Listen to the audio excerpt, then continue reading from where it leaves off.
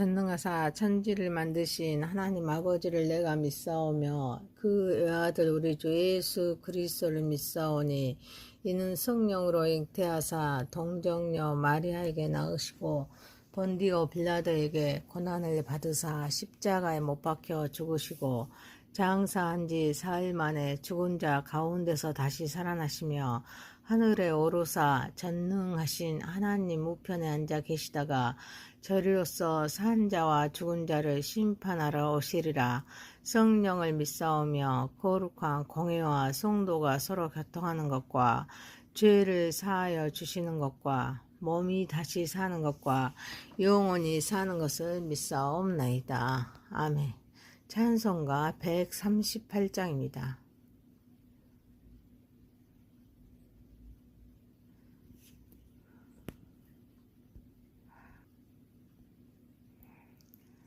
햇빛을 받는 곳마다 주 예수 다스리시고 이 세상 끝날 때까지 그 나라 왕성하리라. 주님을 찬양하면서 간절히 기도드리니 이 그 기도 향기 되어서 주 앞에 상달하도다. 온 세상 모든 사람들 그 사랑 찬송하도다. 어린이들도 기뻐서 구주를 찬송하도다. 주 예수 계신 곳마다 그네 충만하도다.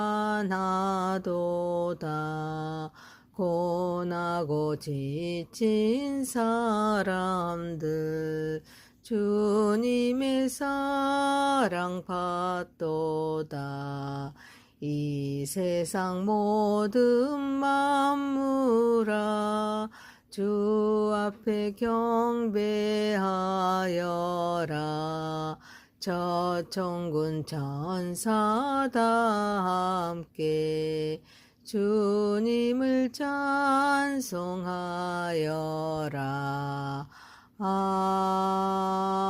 아멘. 하나님 말씀은 누가복음입니다. 누가복음 2장 21절에서 40절입니다. 할례할 8일이 되매 그 이름을 예수라 하니 곧 잉태하기 전에 천사가 일컫는 바더라. 모세의 법대로 정결의식의 날이 참에 아기를 데리고 예루살렘에 올라가니 이는 주의 율법에 쓴 바 첫 해에 처음 난 남자마다 주의 거룩한 자라 하리라 한대로 아기를 주께 드리고 또 주의 율법에 말씀하신 대로 산 비둘기 한 쌍이나 혹은 어린 집 비둘기 둘을 제사하려 함이로다.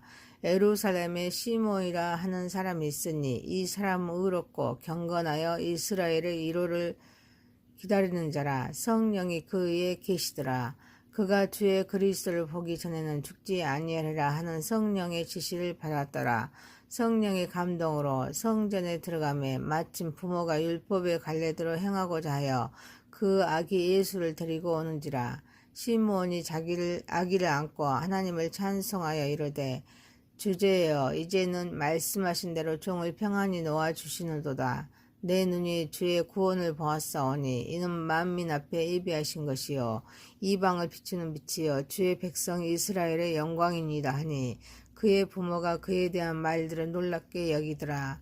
시므온이 그들에게 축복하고 그의 어머니 마리아에게 말하여 이르되 보라 이는 이스라엘 중 많은 사람을 패하거나 응하게 하며 비방을 받는 표적이 되기 위하여 세움을 받았고 또 칼이 내 마음을 찌르듯 하리니 이는 여러 사람의 마음의 생각을 드러내려 함이니라 하더라. 또 아세 지파 바누엘의 딸 안나라 하는 선지자가 있어 나이가 매우 많았더라.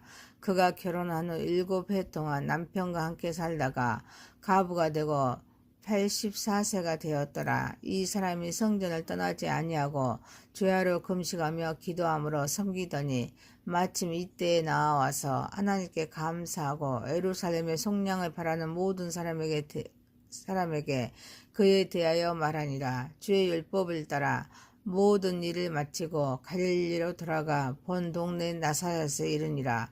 아기가 자라며 강하여지고 지혜가 충만하며 하나님의 은혜가 그 위에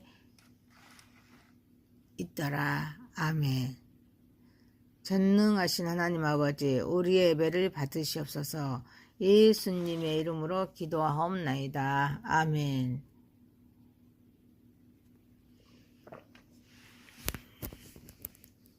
누가복음 2장 21절에서 40절 말씀으로 성령의 감동으로 라는 제목으로 은혜를 받고자 하겠습니다.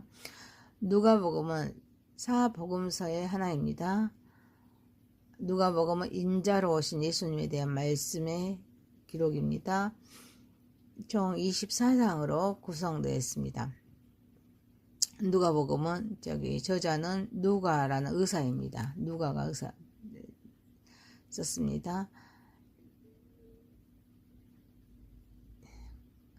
이미 세례 요한의 경우에서 보았듯이 마리아에게서 태어난 이 아이도 8일 만에 할례를 받고 예수라는 이름을 얻었습니다.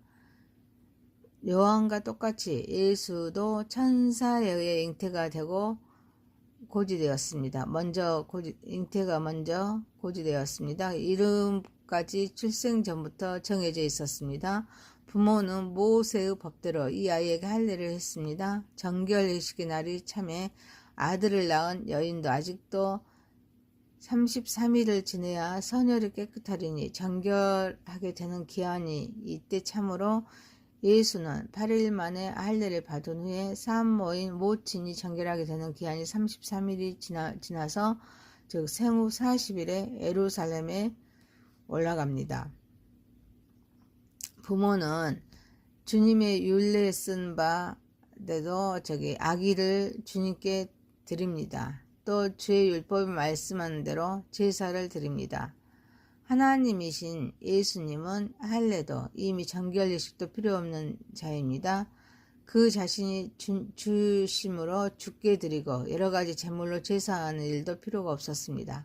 그러나 사람의 몸으로 즉 하나 사람으로 오셨으므로 이 모든 율법의 명령에 순종합니다. 그것은 주 예수가 순종의 모범이 되는 것을 명시하고 있습니다. 그래서 하물며 나 같은 죄인이 무엇으로도 불순종의 핑계를 댈 수 없음을 확실히 보여주고 있습니다.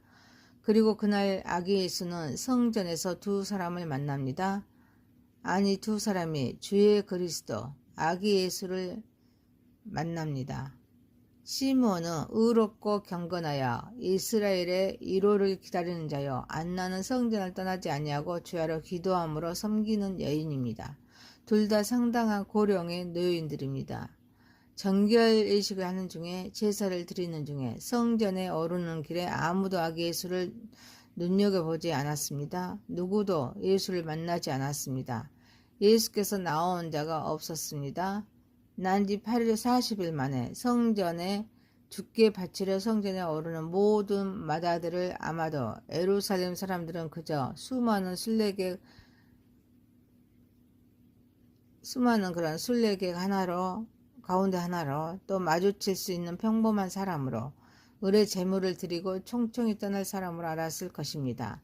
그 누구도 아이를 강보에 싸서 성전에 데리고 오는 이 부부에게 인사하거나 환대하거나 말 거는 자가 없었습니다.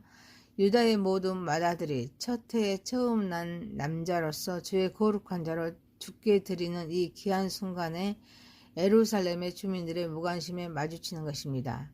눈을 좀 열고 강보에 쌓인 아이가 있나 둘러보고 축복하며 감사하는 자가 되어야 하지 않겠나.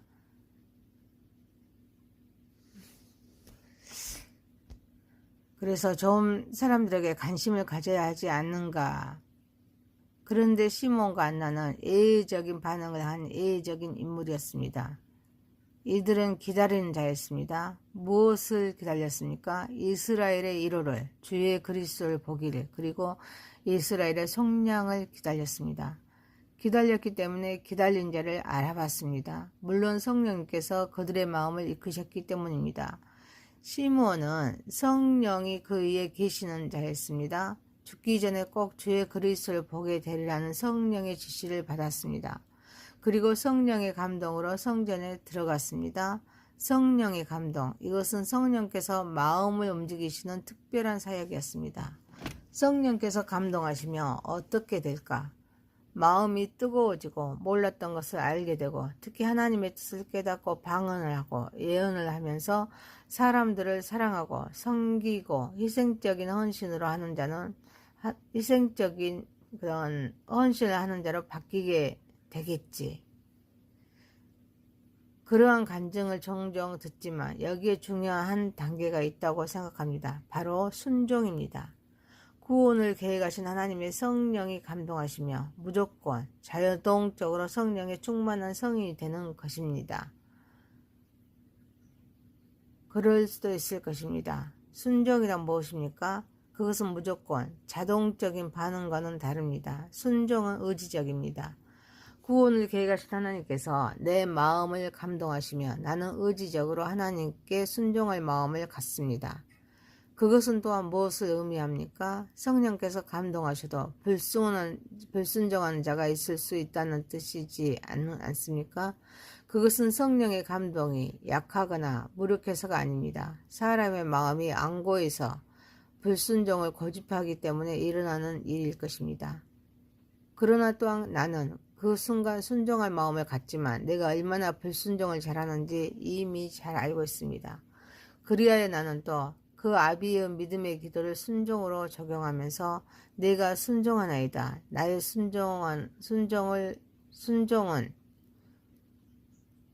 나의 순종하는 것을 용서하소서라고 간구할 것입니다. 나는 순종하기를 원하지만 주께서 도와주셔야 순종할 정도로 불순종이 충만한 자입니다. 는 그 이 고백 없이는 내가 감히 나의 자의의 순종을 할 수 있겠습니까? 시므온은 그 위에 계신 성령의 지시와 감동에 순종했습니다. 그리하여 아기 예수를 맞았습니다. 마치 베들레헴 들판의 목자들에게 강보에 쌓여 구유에 누워있는 아기를 보는 것이 구주가 나셨으니 곧 그리스도의 주신이라는 표적으로 한 것과 같습니다. 그 변변찮은 상황이 이 지극히 평범한, 아니 그보다 훨씬 못한 마구간에서 출산한 가난한 부부의 아기, 지극히 작은 재물밖에 드리지 못하는 이 남루한 부부의 아기 상황에서 그가 기다려왔던 주의 그리스도, 곧 메시아, 구세주를 보았습니다. 그는 오히려 이 가난한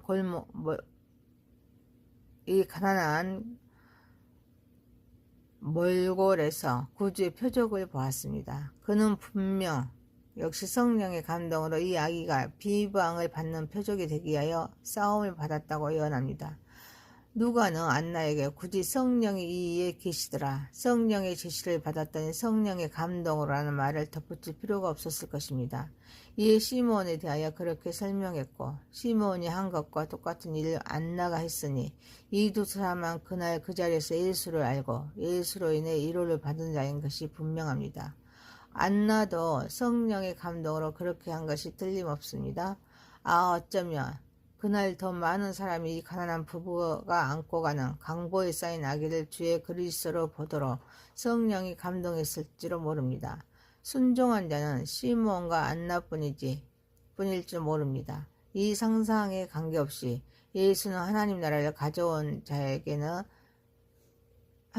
기다려온 자에게, 성령의 감동을 받은 자에게 눈을 띄었고 경배를 받았습니다.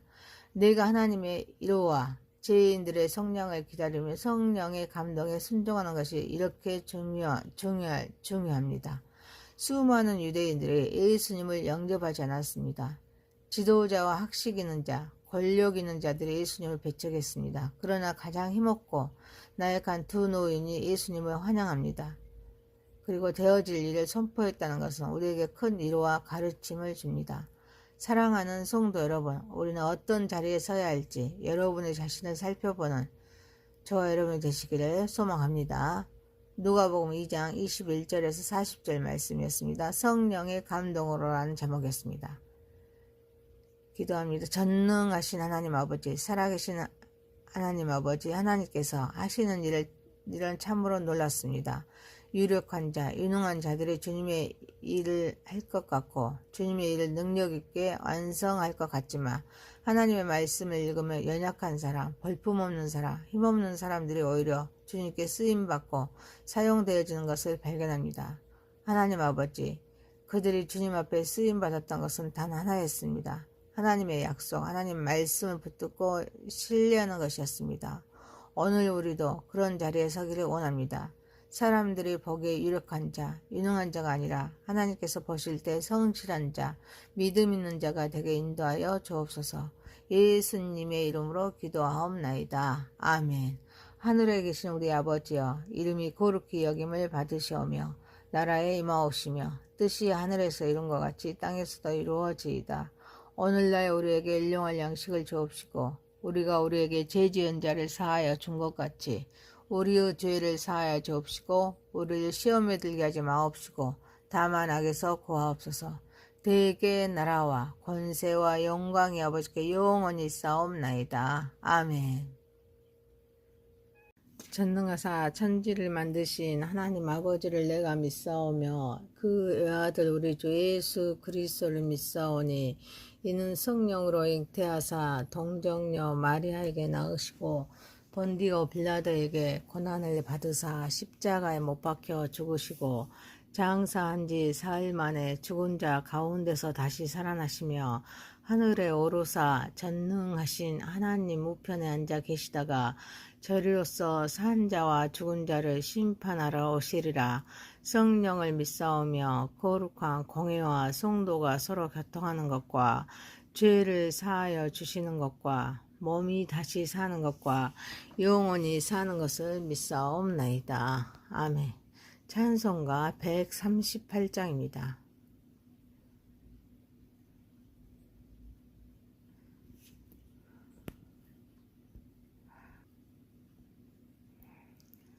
햇빛을 받는 곳마다 주 예수 다스리시고 이 세상 끝날 때까지 그 나라 왕성하리라. 주님을 찬양하면서 간절히 기도드리니 이그 기도 향기 되어서 주 앞에 상달하도